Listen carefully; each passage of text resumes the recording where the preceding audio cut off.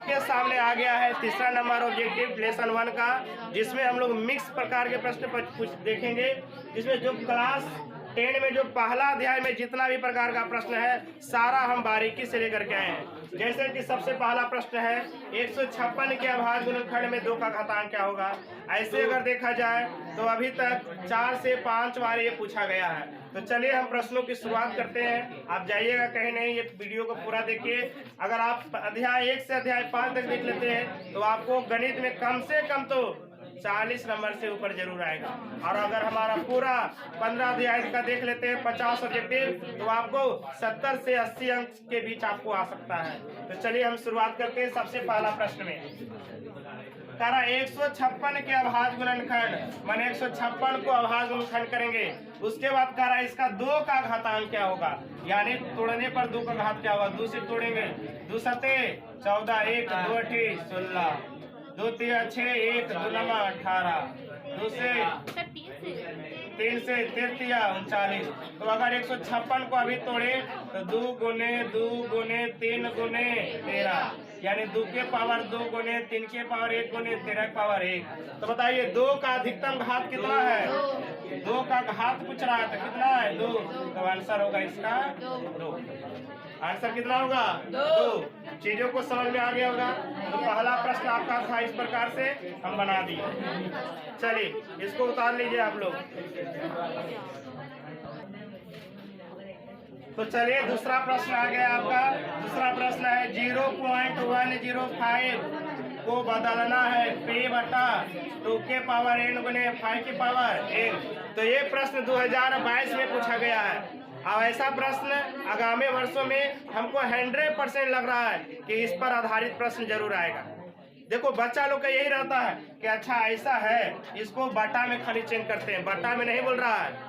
p बटा 2 के power m आप 5 के पावर m के रूप में बोल रहा है। ये कुछ अलग प्रकार के प्रश्न है, तो थोड़ा सा ध्यान से देखिए। पहले दशमलव हटावेंगे, इसके बदले 1 आएगा। अब जय अंक आगे जय को क्या होगा 0 होगा। तो इसका हो गया 105 बटा क्या हो गया 1000। और नीचे को तोड़िए, पहले इसको पूरा काट लीजिए। तो ये 5 से कटेगा, 1 पचे 75 से 5 से कटेगा 5 दूने 10। अब नहीं कटेगा तो ये हो गया 21 बटे 200। अब 200 के तोड़िए, 200 के तोड़िएगा 100 बार में 50 25 और 25। तो लिखा जाएगा इसका 21 बटा 2 कै बार है 1 2 3, तो 2 के पावर 3 और 5 कै बार है 2। तो इसका आंसर होगा 21 बटा 2 के पावर 3 गुने 5 के पावर 2, 5 के पावर 2। तो इस तरह से आपको क्या आएगा p बटा 2 के पावर n 5 के पावर m के रूप में बदलने के लिए। तो बिल्कुल पहले बटा में बदल लीजिएगा, दशमलव हटा के काट लीजिएगा। पहले काटने के बाद उसको बदल दीजिएगा, जो नीचे में रहेगा उसको तोड़ करके। तो चीजों को समझ में आ गया है। चलिए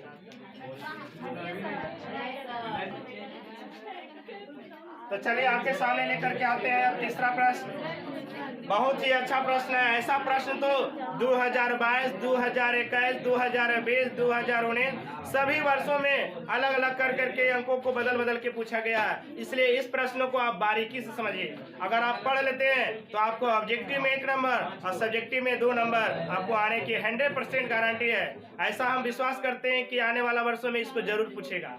लेकिन ये सेम डिजिट नहीं हो सकता है, केवल डिजिट क्या रहेगा चेंज रहेगा, तरीका वही रहेगा। यदि 2 संख्याओं का गुणनफल इतना है तो बउआ आप पढ़े हैं पहले फार्मूला, मासा गुने मासा ए बी गुने लासा ए बी बराबर ए गुना बी। मासा ए बी गुने लासा ए बी बराबर ए गुने बी। तो बताइए कर 2 संख्या का गुणनफल 1200 है। तो मान लिए हैं, पहले रुकिए थोड़ा सा, माना कि 2 संख्या a, b है। a, क्या है इसलिए मासा ए बी गुने लासा ए बी बराबर ए गुने बी, ए गुने बी। तो मासा ए बी गुने लासा ए बी बराबर ए गुने बी। यहाँ से भी बहुत ऑब्जेक्टिव आया है। देखिए क्या आया है, दो संख्या का मासा दो संख्या के लासा किसके बराबर होता है? तो आपका जवाब होना चाहिए दोनों संख्या के गुणनफल की। फिर आया है मासा ए बी गुने लासा ए बी बराबर क्या होता है? ए गुने बी। इस पर 2022 में इसको स्टैंडर्ड लेवल कर दिया है। क्या कर दिया है? मासा ए बी गुने लासा ए बी बटे ए गुना बी किसके बराबर होता है? तो आप जानते हैं मासा ए बी गुने लासा ए बी बराबर आंसर होगा ऊपर ए गुना बी और नीचे भी क्या है? ए गुना बी। काट देंगे तो आंसर क्या होगा? 1 के बराबर। तो यही क्वेश्चन पूछ दिया है 2022 में, इसको चेंज करके पढ़े। मासा ए बी गुने लासा ए बी बटे ए गुना बी केकर बराबर होता है? तो 1 के बराबर। कैसे? तो मासा ए बी गुने लासा ए बी बराबर ए गुना बी होता है और ए गुना बी नीचे भी कट जाएगा, कितना होगा? 1। तो चलिए जो प्रश्न पूछा उस पर चलते हैं। तो इतना ए गुना क्या होता है? बी। आपको प्रश्न में क्या दिया हुआ? दो संख्याओं का गुणनफल। ये दो संख्या का क्या है? गुणनफल है 1200 है। कितना है? 1200। और उसका मासा 15 है। उसका मासा कितना है? दोनों संख्या का मासा 15 है। तकारा उसका लासा क्या होगा? यानी हमको क्या निकालना है? लासा। तो आप जानते हैं लासा निकालना है तो 15 गुना में 15 उधर, तो 1200 बटे 15। 1200 बटे 15। चलिए देखिए आपको 3 से कट जाएगा, 3 पचे और 3 चौके 5 से देखिए कट जाएगा, 5 अठे, तो आंसर हो गया 80। कितना हो गया? 80। तो आपको फार्मूला लगाना है। जब भी मासा लासा से आवे फार्मूला लगाएगा। मासा ए बी गुने लासा ए बी बराबर ए गुने जो आपको दे देगा आप रख दीजिएगा। एगो के मान निकालना कहेगा, निकाल सकते हैं। चीजों को समझ में आ गया? कभी मासा दे देगा और लासा दे देगा, एक संख्या दे देगा तो दूसरा संख्या निकालना है तो गुना में भागा कर देना है। इसी तरह से आपको इस पर बहुत सारा प्रश्न एग्जाम में आता है। तो बिल्कुल समझ में आ गया है। चलिए तो आपके सामने आ रहा है चौथा नंबर प्रश्न। बातें नहीं करिए आप लोग। चौथा नंबर प्रश्न है 3.23। 2 पर रेकरिंग यानी 3 पर रेकरिंग है तो रेकरिंग को P बटा Q में बदलने का एक सूत्र होता है। वह सूत्र को हम सबसे पहले आपको बताते हैं। चलिए सबसे पहले उसको हम बताते हैं सूत्र। तो रेकरिंग को P बटा Q में बदलने का सूत्र होता है। सबसे पहले पूरा अंक लिखिए, पूरा अंक माइनस बिना रेकरिंग का अंक, बिना रेकरिंग का अंक बटे दशमलव के बाद, दशमलव के बाद रेकरिंग के लिए, रेकरिंग के लिए हम 9 देते हैं और बिना रेकरिंग के लिए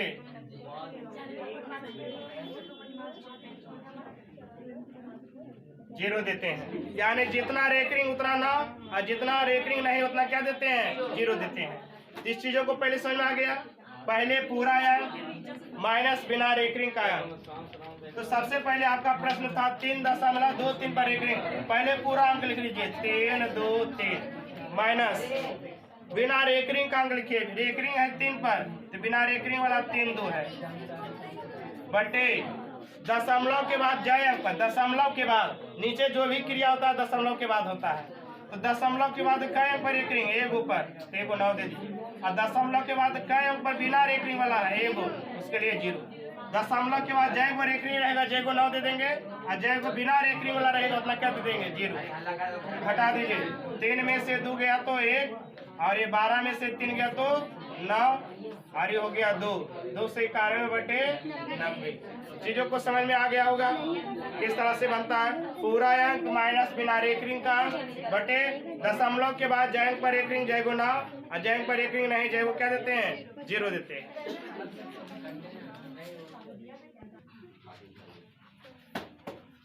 चलिए तो हम अब चलते हैं आपके सामने पांचवा प्रश्न जो है आपका एलसीएम और एचसीएफ से ही है। तो हम बताए थे आप लोगों को कि जब एलसीएम और एचसीएफ से प्रश्न आएगा तो आप वही लगाइएगा मासा ए बी गुने लासा ए बी बराबर ए गुने बी। मासा लासा से संबंधित आएगा प्रश्न तो यही प्रश्न लगेगा, यही सूत्र लगेगा। तो बताइए, आपको दो गो यहाँ दिया हुआ संख्या, यही दो गो संख्या वही दिया हुआ है, यानी आपको पता चल गया कि आपको दो गो संख्या दिया हुआ है, जिसमें से ये पहला संख्या है और ये दूसरा संख्या है। ये पहला संख्या है और ये, तो पहला संख्या को ये मान लिया, दूसरा संख्या को बी। तो आपको ए और बी मैंने दिया हुआ है, मैंने दो संख्या आपको दिया हुआ है। तो पहला संख्या कितना है 26 और दूसरा संख्या कितना है 91 बराबर। मासा ए बी, इसका मासा दिया हुआ है नहीं, ये मासा निकालना है। मासा ए बी का क्या निकालना है। और आपको लासा दिया हुआ है, ये दोनों का लासा कितना दिया हुआ है 182, तो 182 लिख दीजिए। सूत्र को सजा दिए, मासा गुने लासा बराबर ए गुने बी। अब हमको कह रहा है मासा ए बी क्या होगा, तो मासा ए कॉमा बी बराबर ए बी माने यही, तो ये गुना में ही कहा जाएगा भागा में, 26 गुना 91 बटे 182। आप देखिए काटने के लिए तो कट जाएगा, क्या बार में कट जाएगा 91। चलिए 91 दूने 182 और 2 से कट जाएगा 26, 13 बार में, तो आंसर हो जाएगा कितना 13। तो चीजों को समझ में आ गया होगा। तो अगर मासा लासा से जब भी प्रश्न आवे तो हम मासा ए बी गुने लासा ए बी बराबर ए गुने बी कर देंगे। और ये प्रश्न पर हर हालत में है कि बोर्ड में आना ही आना है ऐसा प्रश्न, आप उतार लीजिए इसको। चलिए आपके सामने आ गया है छठा प्रश्न। देखिए बच्चा, यहाँ पर ये है आपको वर्ड प्रॉब्लम है, यानी आपको जो प्रश्न देगा ये एक शब्द एक वाक्य के रूप में रहेगा, एक सेंटेंस के रूप में रहेगा। तो ऐसे प्रश्नों पर थोड़ा सा विशेष रूप से ध्यान देना है। आपको लग रहा होगा सर ये कहाँ पढ़ना है, मासा लासा में वास्तविक संख्या में कहाँ आ गया, बिल्कुल ही आया। देखिए कैसे आया है। कह रहा है वृत्ताकार पथ पर 3 धावक है, 1 धावक 2 धावक 3 धावक। ये 3 धावक एक ही स्थान यहाँ से दौड़ना क्या किया है, प्रारंभ किया है। ये बिंदु से दौड़ना प्रारंभ कर दिया। और दौड़ते दौड़ते तो जब दौड़ा तो सबकी अलग अलग क्षमता है। कोई एकदम से दूध पीता होगा, कोई काजू खाता होगा, कोई दाल भात चोखा भी खाता होगा, तो सबकी एनर्जी अलग अलग है। तो सबको एक चक्कर लगाने में अलग अलग समय लगा। तो एगो के लगा 1 घंटा, एगो के लगा 3 घंटा, एगो के लगा 5 घंटा। 1 घंटे, उसके बाद 3 घंटे और फिर 5 घंटे। दौड़ने के बाद फिर घूमते घूमते क्या करता है, चक्कर लगाते रहता है। तो कह रहा है पुनः मिलने में एक साथ, पुनः तीनों के एक साथ मिलने में कितना समय लगेगा। तो बउआ माने 1 3 5 ये ऐसा संख्या बताओ जेकरा में जा करके मिल जाए। तो ये होगा उसको काटने वाला नहीं, कटने वाला। तो इसको काटेगा, इसको भी काट देगा। माने जेकरा से ऐसा समय बताओ जेकरा से भी मिल जाए, जेकरा से भी मिल जाए और जेकरा से ये भी, तो वो होता है आपका लासा। क्या होता है, जब कहेगा एक साथ मिलना, एक साथ बजना, कोई घंटी बजाता है तो पुनः एक साथ बजने में कितना समय लगेगा। तो एक साथ बजने में कहेगा तो आप लासा लगाइएगा। क्या लगाइएगा, तो आप 1 3 5 का क्या निकाल दीजिएगा, 1 3 5 का, तो एक साथ मिलने में। अब बोलिए एक लासा कितना होगा, तो 15। अब बोलिए 15 जो है 1 से, देखो 15 जो है 1 से भी कट रहा है, 3 भी से मिल रहा है और 5 भी से मिल रहा है, सब नहीं कट रहा है इससे। अर्थात पूरा मिलने में कितना समय लगेगा, 15 घंटा। कितना घंटा, 15 घंटा। तो इस तरह से प्रश्न में हमेशा क्या निकालेंगे, एलसीएम। एकदम कान खोल करके सुन लीजिए। ऐसा अभी तक नहीं पूछा है, लेकिन जब 2018 का समय था, उससे पहले का समय 2018 से, तो ऐसा पूछ रहा था। हो सकता है एग्जामिनर को इस बार याद आ जाए तो पूछ सकता है। अब देखिए इसी में कुछ और प्रश्न पूछते हैं। जैसे एक मिठाई विक्रेता बर्फी वाला है, काजू बर्फी या बादाम बर्फी सजाता है, तो और उसमें से कहेगा 300 काजू बर्फी है और 200 बादाम बर्फी है, तो एक ढेरी बनाना चाहता है, तो न्यूनतम से न्यूनतम कितना स्थान घेरेगा। तो बउआ ऐसा इसके लिए प्रश्न के लिए हम लोग निकालते हैं मासा। जब कहे कम से कम कितना ढेरी कितना जगह लेगा, सुनाया, तो एचसीएफ में लेते हैं ना कम घात वाला, लेते हैं नहीं लेते हैं, तो वहां पर क्या निकालते हैं हम लोग, मासा। क्लियर है। कहेगा 2 बर्तन है, समझिए 30 लीटर दूध और 300 लीटर दूध और 200 लीटर दूध को, ठीक, तो वह कौन सा माप होगा जो दोनों का पूर्णतः रूप से माप सकता है? तो ऐसा संख्या बताओ जो दोनों के काट सके, तभी ना मापेगा। कहेगा 300 लीटर और 200 लीटर दूध है, फिर दोनों को एक साथ मिला दिया जाता है, 2 अलग अलग बर्तन है, फिर दोनों को एक साथ क्या किया जाता है? मिला दिया जाता है। तो बताएं वह माप की धारिता बताएं जो पूरा ये दूध को क्या कर सके? माप कर सके। तो उसके लिए भी क्या निकालेंगे? हमेशा कहेगा सैनिक का टुकड़ी है, एक कुछ सैनिक का क्या है? टुकड़ी है, तो समान संख्या में लगने में ऐसा उसको सजाना, ऐसा रो बनाना है कि कम से कम स्थान ले। तो हम क्या निकालेंगे? मसा। यानी 3 प्रकार के प्रश्न समझ गए। बर्फी वाला कम से कम जगह ले, मसा। समझ आया कि नहीं आया? दूध माप सके जो पूरा रूप से माप सके, वो भी क्या? मसा। फिर उसके बाद सैनिक का टुकड़ी वाला भी क्या निकालेंगे? मसा। कहेगा एक साथ मिलने में लगा समय क्या होगा? लसा। घंटी को बजने में पुनः एक साथ बजने में कितना समय लगेगा? लसा। तो मासा लसा कर्सिव समझाया। तो अगर आपको प्रश्न आता है इस प्रकार के, तो मासा कब निकालना है, कब लसा? क्लियर हो गया? लासा क्योंकि एक साथ मिलने में या एक साथ मिलने में कितना समय लगेगा? बोलो, एक 15 से मिलेगा कि नहीं मिलेगा? 3 भी तो 15 से मिलेगा। 5 अगर हम मान लिया कि केवल 3 लेते हैं तो ना तो 1 मिल रहा है ना तो 5 मिल रहा है। अगर मान लिया 5 लेते हैं तो केवल 5 मिल रहा है लेकिन 1 3। तो ऐसा संख्या बताओ जो तीनों मिले ओकरा से, तो होता है लसा। क्या होता है? लसा। तो क्या होगा? अगर मासा देखेंगे तो 1 तो 1 से मिला खाली, तो ये 15 जो है 1 से भी कट रहा है, 3 से भी कट रहा है और 5 से भी, अर्थात उसका क्या निकाल देंगे? सीधा।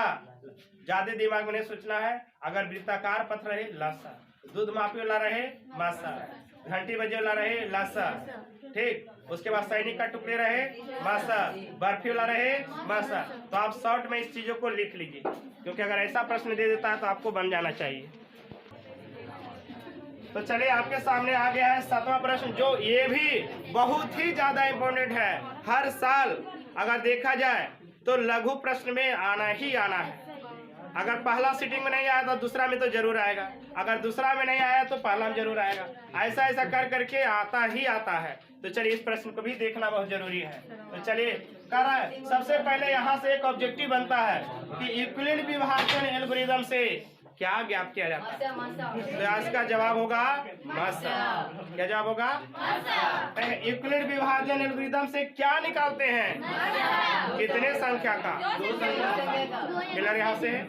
चलिए तो सबसे पहले 231 और 396 का यूक्लिड विभाजन एल्गोरिथम से मासा निकालना है। पहले हम पढ़ चुके थे अभाज्य गुणनखंड विधि से, जिसमें अधिक घात वाला कम घात वाला देखते थे।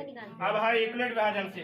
सबसे पहले जो बड़ा होता है वो होता है ए, तो 396 क्या है? ए। और 200 जो छोटा होता है वो क्या होता है? बी।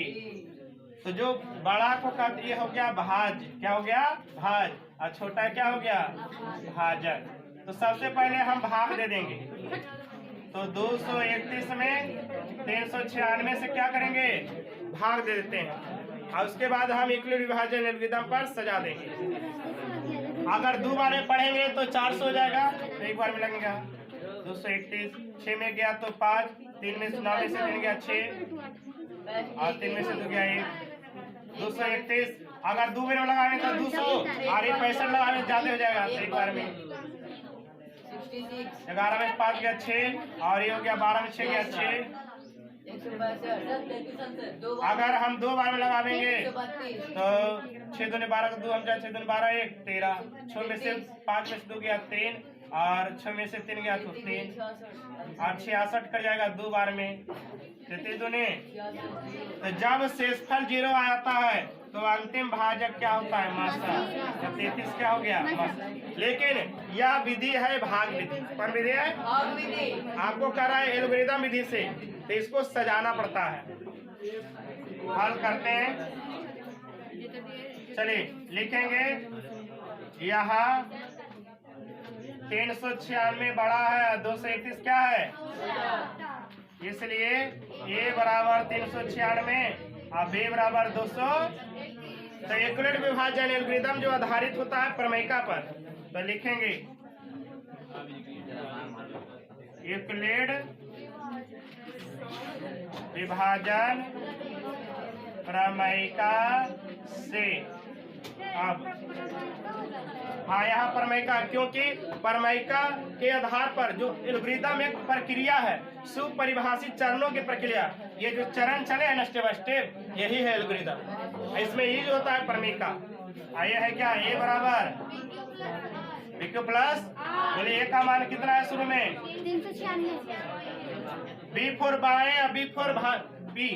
बी होता है, ए होता है, की होता है, तो B फॉर बाएं या B से B इधर भी, तो क्या 231 कै बार में भागफल? शेषफल कितना? 165। ये कोई पहला चरण हो गया। दूसरा चरण में यहाँ देखिए, ए का मान कितना अब? 231। B का मान 165। कै बार में लगा? शेष कितना? अब देखिए तीसरा चरण है यहाँ पर, ए का मान कितना? 165। B का मान 66। कै बार में? और शेषफल कितना? ये देखिए लास्ट चरण है ये, ए का मान कितना? B का मान कै बार में? शेषफल क्या? इसलिए कहेंगे मासा भाजक होता है। मासा क्या होता है? तो भाजक क्या है? अंतिम भाजक ही मासा होता है। अंतिम भाजक कब? जब R 0 आता है तो अंतिम भाजक लिखेंगे यहाँ R बराबर 0, इसलिए अतः अंतिम भाजक मासा होगा। तो अंतिम भाजक मासा, इसलिए मासा कितना होगा? 33। चीजों को समझ में आ गया? चलिए इसको उतार लीजिए आप लोग। तो आपके सामने आ चुका है ये प्रश्न, जो कि बहुत ही ज्यादा इम्पोर्टेंट है। हर बार ये पूछ रहा है सिद्ध करें कि ये अप्रमेय संख्या है। तो इस चीजों को चलिए हम लोग समझते हैं कि कैसे हम पता करेंगे और सिद्ध करेंगे कि कोई संख्या अप्रमेय है। इसका हम एक फॉर्मेट बनाए जिसका नाम है रामबाण फॉर्मेट। इस फॉर्मेट को आप बारीकी से समझिए। सबसे पहले आपको कह रहा था कि √3 को आप परमेय संख्या सिद्ध करें, तो आप इसका उल्टा मानिएगा। आप परमेय सिद्ध करने के लिए कह रहा था, लिखेगा यदि संभव हो तो माना कि √3 एक परमेय संख्या है। सिद्ध करना है परमेय मान लेंगे, लेकिन उल्टा। जब परमेय मान लिए तो ये परमेय का गुण ले लिया, P बटा Q, PQ पूर्णांक और Q does not equal to 0। तिरछा तिरछी क्या किए गुना, Q में √3 से गुना तो √3Q, और P में 1 से गुना तो P। तो यहाँ जब ये देख रहे हैं तो पूरा वर्गमूल नहीं निकल रहा है, अर्थात ये क्या है? अपरिमेय। और इसका P क्या है? पूर्णांक। और हर एक पूरा पूर्णांक का एक परमेय माने वर्गमूल निकल जाता है, यानी वो P बटा Q में लिख सकते हैं। अर्थात ये क्या हो गया? परिमेय, जो एक दूसरे के बराबर संभव नहीं है। लेकिन यहाँ चिन्ह किसका है? बराबर का। एक दूसरे के बराबर संभव नहीं है, इसलिए हमारी मान्यता क्या हो गया? गलत है। हमारी मान्यता गलत है। इसलिए √3 को जो परमेय माने थे वो गलत हो गया। तो क्या हो गया? अपरिमेय। चलिए, तो अगर अगला आपको सिद्ध करना रहे 2 माइनस √3 को, तो जस्ट इसी फॉर्मेट पर हम लोग सजाएंगे। यदि संभव हो तो माना कि 2 माइनस √3 एक अपरिमेय संख्या। तो लिख देंगे यहाँ 2 माइनस √3 बराबर P बटा PQ पूर्णांक Q does not equal to 0। यहाँ पर परमेय को एक देने, अपरिमेय को एक तरफ करेंगे। बोलिए ये माइनस में √3 है, उधर जाएगा तो प्लस में P बटा Q इधर आएगा तो हो गया। अर्थात 2 माइनस P बटा Q, 2 माइनस P बटा Q एक परमेय संख्या है, और √3 एक क्या है? अपरमेय संख्या है। √3 अपरमेय है और 2 माइनस P बटा Q एक क्या है? परमेय संख्या है, जो एक दूसरे के बराबर संभव नहीं है। अतः हमारी मान्यता क्या है? गलत है, कह सकते हैं। इसलिए 2 माइनस √3 एक कैसी संख्या होगी? अपरमेय संख्या होगी। तो बस वहां पर क्या करना है? आपको चेंज कर लेना। बस वही इधर ही क्यों न रहने दिए, क्योंकि इधर रखता तो माइनस से रहता। तो अगर नहीं तो आपको इच्छा है तो ये भी कर सकते हैं। माइनस √3 बराबर P बटा Q, प्लस 2 है उधर गया तो कहेगा यहाँ माइनस √3 क्या है? अपरमेय संख्या। और ये भी लिख सकते हैं P बटा Q माइनस 2 क्या है? परमेय संख्या, जो एक दूसरे के बराबर संभव। बोले आप इसे किसी भी तरह से बना सकते हैं। चलिए आपको अगला प्रश्न जो 10वां प्रश्न है, तो इसमें भी इसी तरह से करेंगे। यदि संभव हो तो माना कि 2 प्लस 2 √3 एक परमेय संख्या मान लिए, तो 2 प्लस 2 प्लस 2 रूट 3 एक प्रमेय है तो p बटा q में हो गया। फिर वही करेंगे, पक्षांतर करेंगे, एक तरफ करेंगे। बोले 2 प्लस में है, 2 उधर जाएगा तो माइनस में 2 रूट 3 माइनस 2 रूट 3 बराबर p बटा q प्लस 2 है तो -2 हो गया। इधर रूट 3 है, उधर 2 गुना में है ना, 2 जाएगा क्या होगा भागा में, तो p बटा q माइनस 2। अब भागा को गुना में करेंगे तो 1 बटा 2 हो जाएगा। अब बोलिए 2 गुना कर देंगे तो p बटा 2 में q से गुना करेंगे 2q और 2 में इससे गुना करेंगे 2 बटा 2 तो कट जाएगा तो 1 हो जाएगा। तो लिखेंगे यहाँ रूट 3 एक अप्रमेय संख्या है तथा p बटा 2q माइनस 1, p बटा 2q माइनस क्या हो जाएगा 1।